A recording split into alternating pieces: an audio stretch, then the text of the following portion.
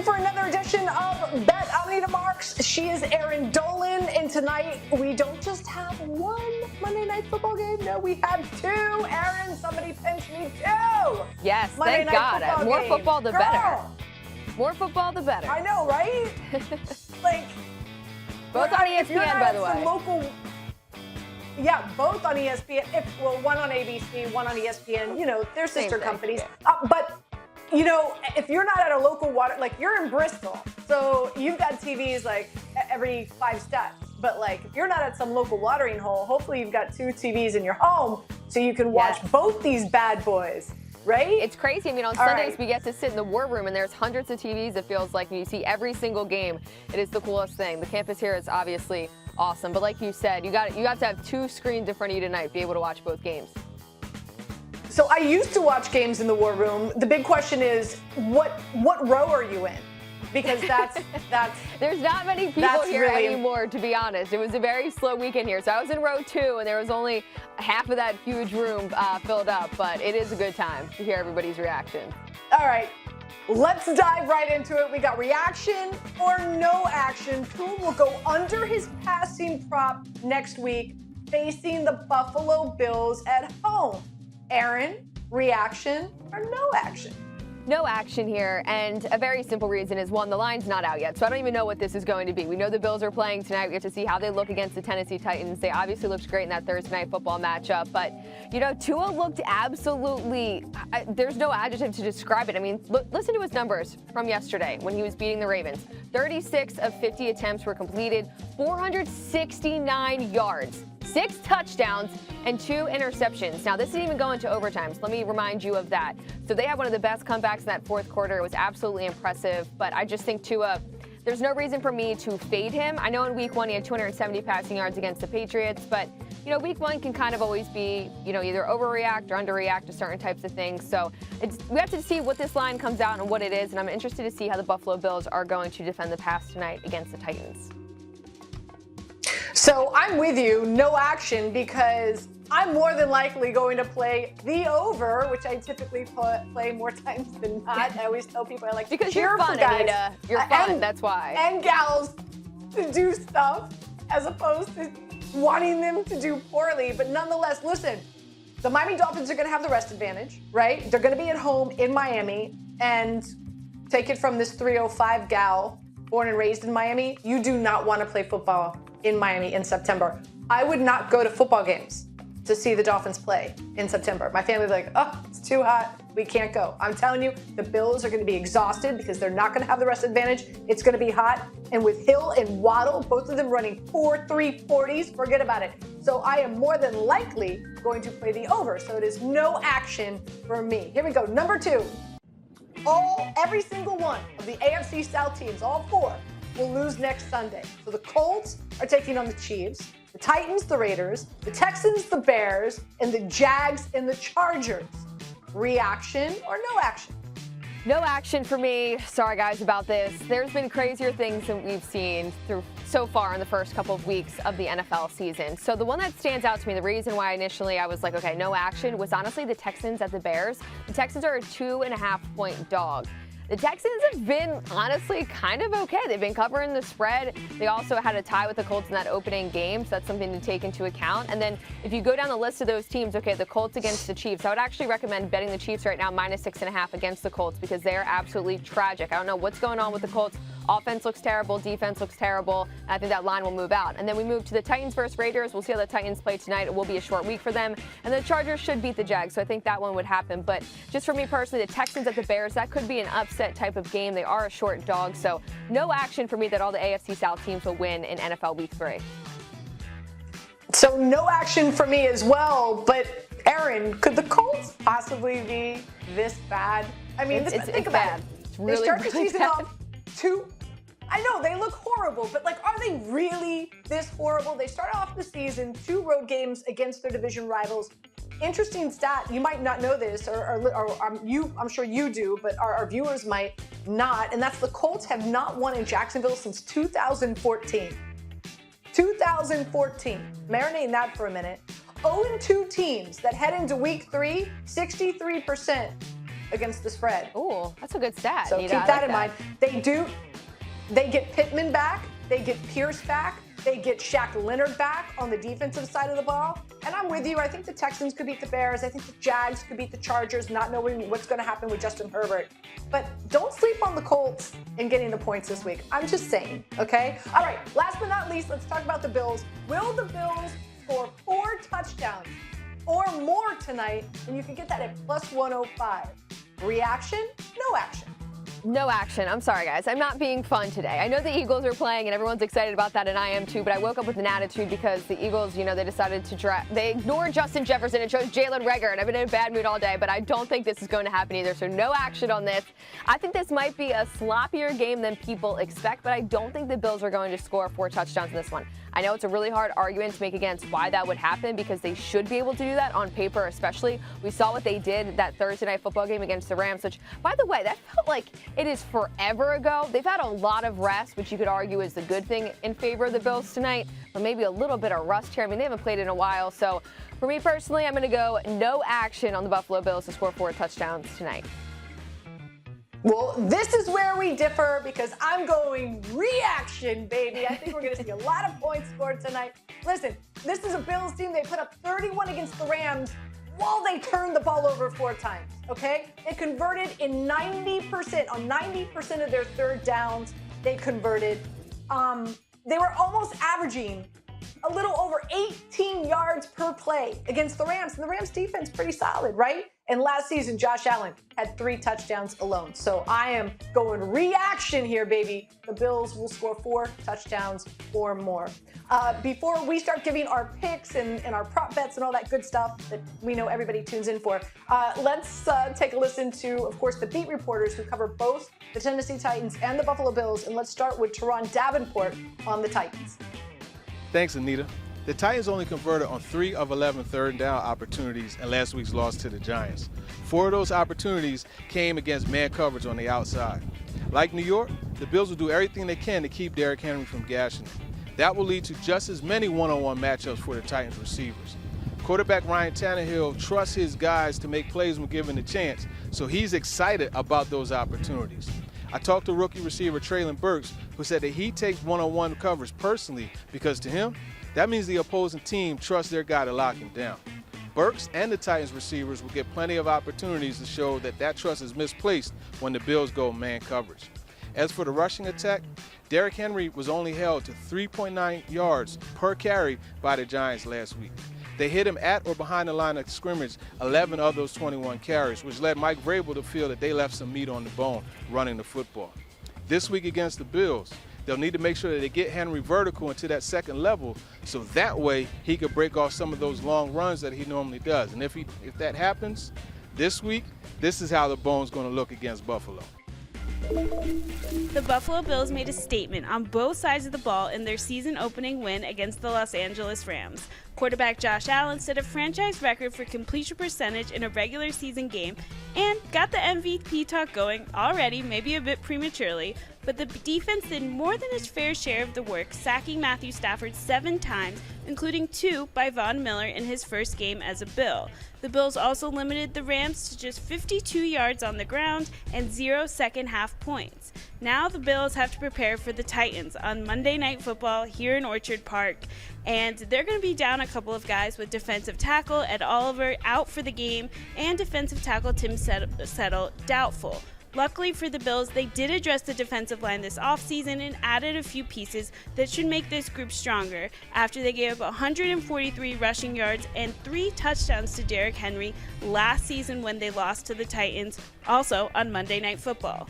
The Bills are looking to do this and to do it in big style here in their home opener and get their first win on Monday Night Football since 1994. All right, Erin, it's our turn to break down this game, and it's a Bills team. They are favored by 10 at home. The over-under is at 47.5. How are you playing this? Tennessee plus 10. And look, I could try to, garner up as much possible, analysis I can for this line, but a lot of this has to come down to the entire public is all over the Buffalo Bills. We got the most money, the most tickets. The Titans barely getting any money in tickets at this point. This line would have moved to -11, -12 at this point because they've obviously had the entire week and the entire week. And honestly, it's been weeks that some of these lines have been up on the books. But regardless, I just think that Tennessee's going to be able to keep it closer than people expect. They didn't look good against the Giants week 1. I'll give you that. But at the same time, it's a Monday Night Football matchup. The Bills have had more time to kind of prepare for this game, but I think that might hurt them in the end. On top of that, I just think we've seen crazier things happen, and I'm just saying that they're going to, cover the 10 points. Tennessee was able to beat this team outright last season. That was surprising. And also, don't forget the Buffalo Bills. They had that 3-5 stretch, that 8-game stretch in which they did not look good in the middle of the season. I'm not saying that's going to happen. We know how elite they looked on offense as well as defense. But again, I've seen crazier things happen. I think this line would have moved out at this point. Another thing I would look at in terms of this game is maybe you take the Tennessee Titans, you isolate that team total and go under 18.5. I do think the Bills are going to be able to limit them, but I don't think the Bills are going to score as many points as they did on the Rams. So for me, I'm going to take the Titans with the points, give me the 10, and also look at their team total and go under 18.5. If that 10 jumps up to 10.5 before kickoff, I might get in on some action there. I'm going to wait. I'm going to keep an eye on it as well. If it does jump up to 10.5, more than likely I will play it. But my play is first half over at 24. You get that at -110. I do believe that the Buffalo Bills are going to start fast. They've had extra rest, and this Tennessee Titans defense, no bueno, Erin. They gave up the most passing points allowed per passing play last week to Daniel Jones and the Giants. Imagine that. Anita the Hessel. So anyway, I'm expecting the Bills to come out fast, put up a lot of points. Also, this is the Tennessee Titans team. They only ran the ball 43% of the time in week 1. Even though Derrick Henry is still on this roster, they have a much bigger commitment to passing the ball now, especially with a very young, exciting rookie, a lot of rookies on that wide receiving corps. So I expect them to try to stay lock and step with the Buffalo Bills. And so I see a lot of points being put up in the first half. So I'm going over first half, 24 points. Let's talk about some of the prop bets out there. What are you playing tonight? We'll go with Ryan Tannehill under 20.5 completions, despite me obviously liking the Tennessee Titans with the points. He's been held under 20-plus completions in 8 of his 13 career games against the Buffalo Bills. He had 20 completions in week 1 against the Giants. If you look back to last season, which is what we've been doing a lot in analyzing this game, he only had 18 completions despite beating this Buffalo Bills squad. Of those 18 completions that he had, 10 of those were to A.J. Brown and Julio Jones, who are no longer with this squad. So who is he throwing to? We already know that the Tennessee Titans offensive line is kind of depleted, especially in terms of receivers. You got right now Kyle Phillips, who's a rookie. He's questionable with a shoulder injury. He had the most receptions in terms of receivers in week 1. You also have Treylon Burks, who is also a rookie, and he had 3 receptions for 55 yards last week. You just can't having rookie receivers go against his Buffalo Bills defense, not a good idea. They're going to be giving the ball to Derrick Henry left and right. That's the only way that they're going to be able to beat this team. I don't see Ryan Tannehill throwing the ball, so I'm going to take under 20.5 completions for Tannehill in this one. Ooh, Erin, bottle of wine. We are on the opposite side of how we are game scripting this matchup because I'm going my mom calls him Tannekill, by the way. So I always want to say Tannekill. I'm going Ryan Tannehill over 31.5 passing attempts. He had 29 attempts last year, and like I said, they are more committed to the passing game. He went 9 for 10 for 135 yards on first down alone in week 1. And I do believe that they're going to be playing from behind. So I like over 31.5 passing attempts for Tanny. And Treylon Burks, over 29.5 receiving yards. Josh Gordon, yes, he's still in the NFL, people. He was elevated from the practice squad. What does that tell me? It tells me that Kyle Phillips, who got a ton of targets last week, has got a shoulder issue. Might not be active and attractive tonight. So more targets, in my opinion, more targets for Burks. He ran 13 pass routes in week 1 and was 3 for 55 yards. Gabe Davis not expected to play. This just in. We're gonna get into that game in just a second. But let's do this. Let's hear from our Vikings Nation's beat reporter, Kevin Seifert. Talk, Anita, talk. I do for a living. Let's listen to Kevin. Thanks, Anita. Let's be clear. Vikings receiver Justin Jefferson is coming off the best game of his NFL career, and trust me, that's saying something. He caught 9 passes for 184 yards and 2 touchdowns against the Packers, but the way he did it was pretty incredible. He averaged 4 yards of separation on his 11 targets, which is unheard of for a receiver of his caliber. Much of that success can be attributed to Coach Kevin O'Connell's new offensive scheme. So as they looked ahead to their game at Philadelphia, the Vikings were considering possible counters.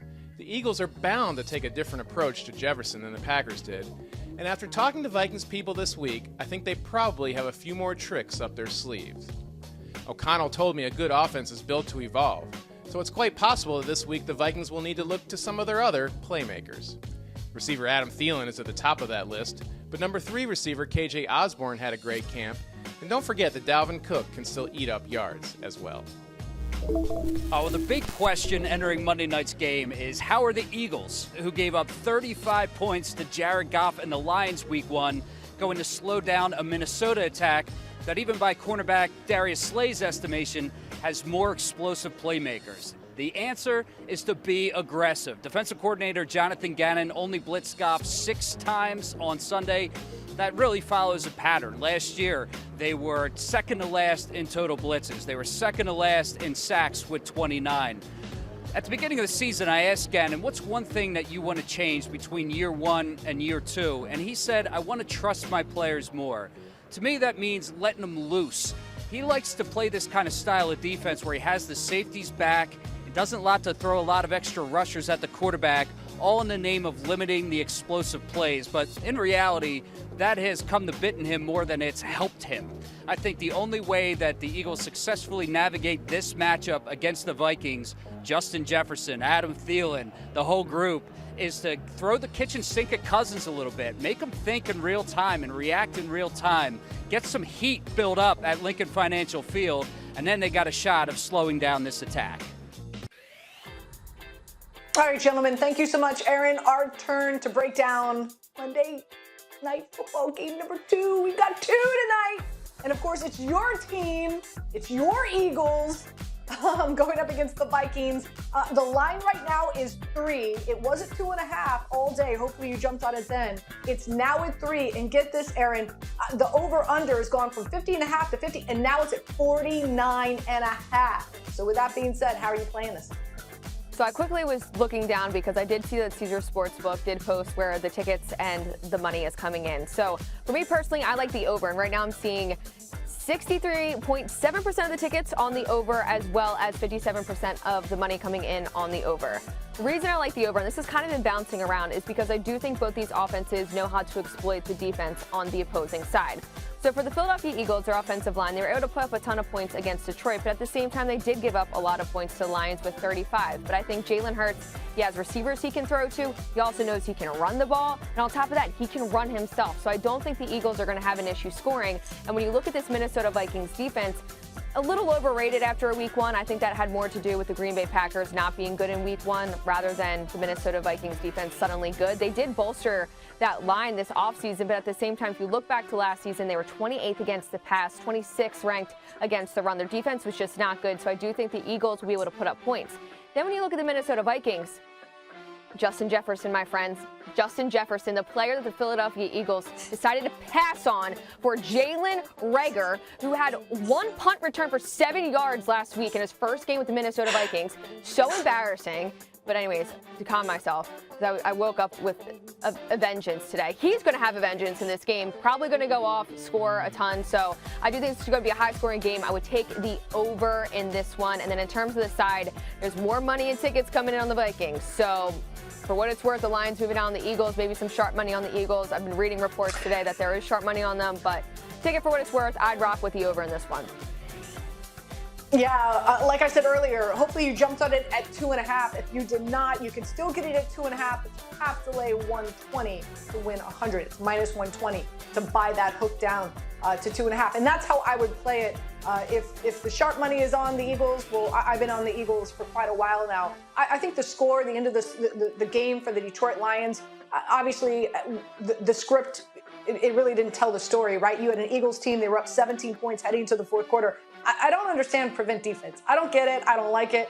You take the pedal off the metal, right? The metal off the pedals, whatever that phrase is. Pedal off the and what metals. happens?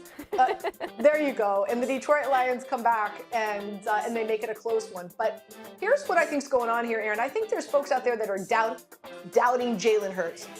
He just doesn't. It's like Rodney Dangerfield. He just doesn't get any respect. Dude rushed for over 90 yards, passed for 243. They've got a great offensive line. And where I think this game is going to be won by the Eagles is their defensive line. Jordan Davis, especially the interior of the offensive line of the Minnesota Vikings, is extremely weak.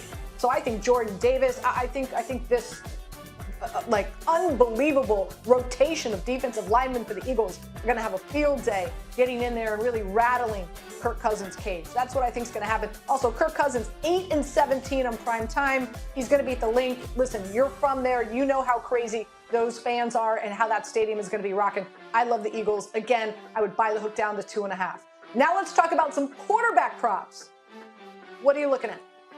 So you already mentioned the player I'm going to talk about, Jalen Hurts, and how he doesn't get respect. And to some extent, as an Eagles fan, there's times where you're just extremely frustrated by the guy. He doesn't sometimes look as accurate as he could be. But nonetheless, I mean, the guy can run. So you have to look at those rushing yards prop. It's a 51.5. It has come up a little bit. So I would still take the over. He had 90 yards rushing in week 1 against Detroit. He had 8 of the 15 games he played last season, he had over 50.5 rushing yards. It just moved up to 50-1.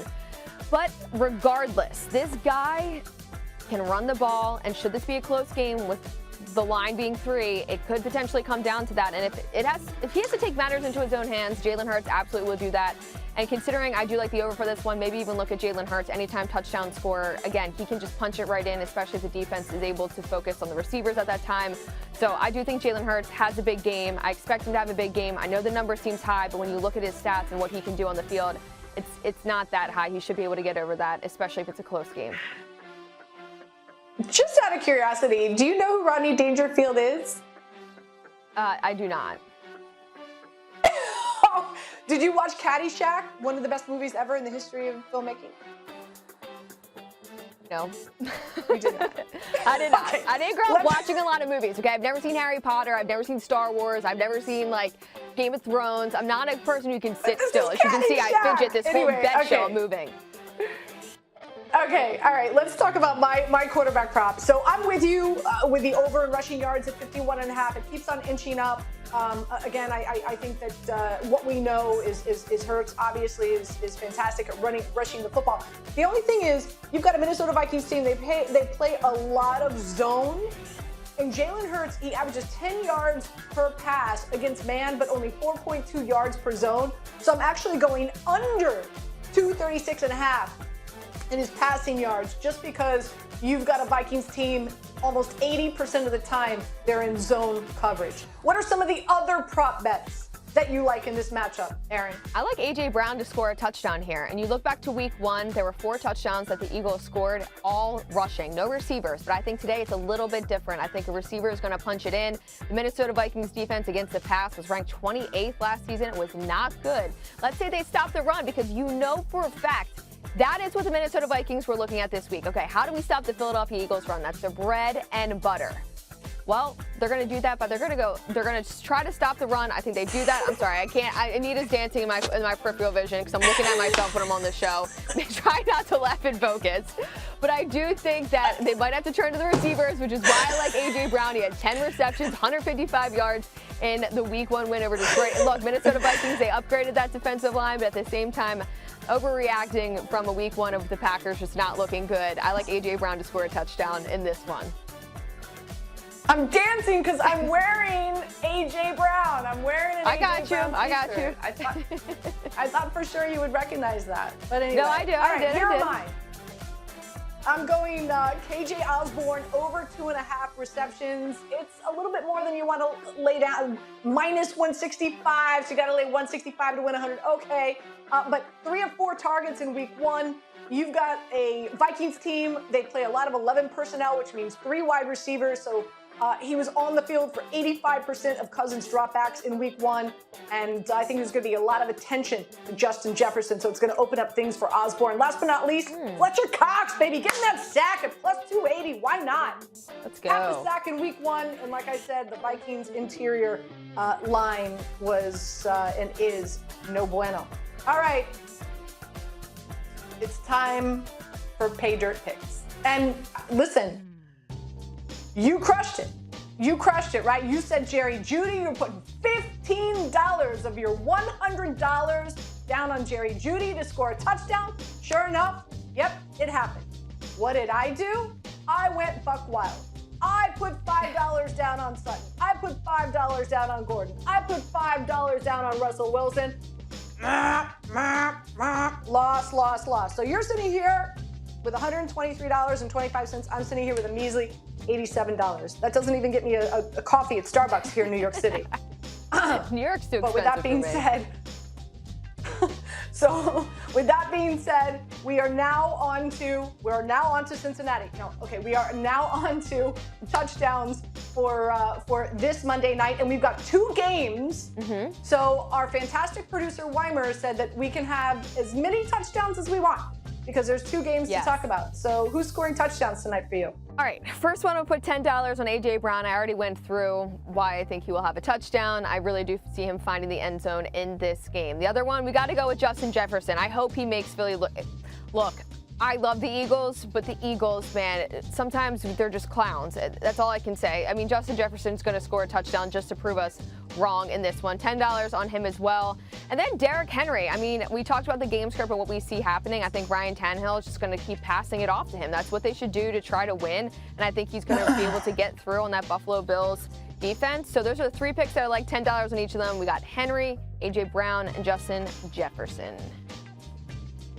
Okay, so for me, I've got 2 and 2. So for the Tennessee Titans and the Buffalo Bills, I'm going Stephon Diggs, touchdown. I'm going to lay $5. Why not? Listen, he scored a touchdown in week 1. He's got success against the Tennessee DBs. 2 games last season, 19 receptions, 195 yards, and yes, he did score a touchdown. How about this? Our producer told me in my ear, if you recall, just not too long ago, and then I couldn't speak after that, Gabe Davis is out. He has been ruled out. So what does that mean? You've got McKenzie, who's going to have to step up. And I talked about this cat last week. Unfortunately, he was inactive. I'm hoping tonight he will be active. If he is, his name is Khalil Shakir. He was the stud and the star of the Buffalo Bills training camp. I've got both these cats scoring a touchdown. $3 on each. Why not? And Shakir is 6-1, especially with Gabe Davis out because of an ankle injury. So keep an eye on that. For the Vikings and the Eagles, give me Jalen Hurts to score a touchdown. Get this, Erin. He should have had 2 rushing touchdowns last week. He was tackled on the 1-yard line, and then they gave it to Sanders. And then he was tackled on the 2-yard line, and they gave it to Gainwell. So I'm going $5 Hurts to score a touchdown, and then Gainwell. Why? Because they gave it to him last week. 6 of 9 snaps on 3rd down, 7 of 8 snaps in the 2-minute offense. Who knows? Maybe there's another 2-minute offense this week. So $3 on Gainwell to score a touchdown at plus 270.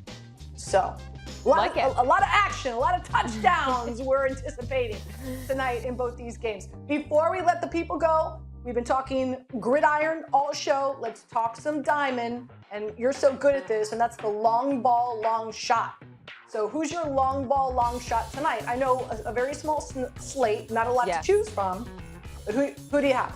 So looking Washington Nationals game, I'm going to go Austin Riley to hit a homer. He's had 4 this month. And on top of that, when you look at who Washington has on the mound, it's Corey Abbott. He's 0-2, 4.37 ERA, allowed 4 homers in his last 8 innings pitched. Braves have hitters, and also Austin Riley leads the Braves currently with 36 homers this season. So just wanted to grab him as my long ball, long shot. I like it. I'm going with Anthony Santander. You know why? Because I just like saying his name. No, it's plus 320. He hasn't hit a home run in quite a while. He's got 13 home runs on the season, and he's actually quite good against left-handed pitchers. He's batting .296 against southpaws, and tonight he's going up against Detroit Tyler Alexander, who's 3-10 with a 5.35 ERA. But here's the kicker: he's allowed 9 home runs in his last 6 games. It's at Camden. It's at Camden Yards. It's a hitter's ballpark, and so I like Santander. See, I'm rolling the R. You get that's from Miami. Anyway, listen, it's been fun doing the show with you. Enjoy the game tonight. I hope your Eagles win. Everybody, thank you so much for watching Bet. Hopefully we've made everybody a lot of money tonight. Good luck.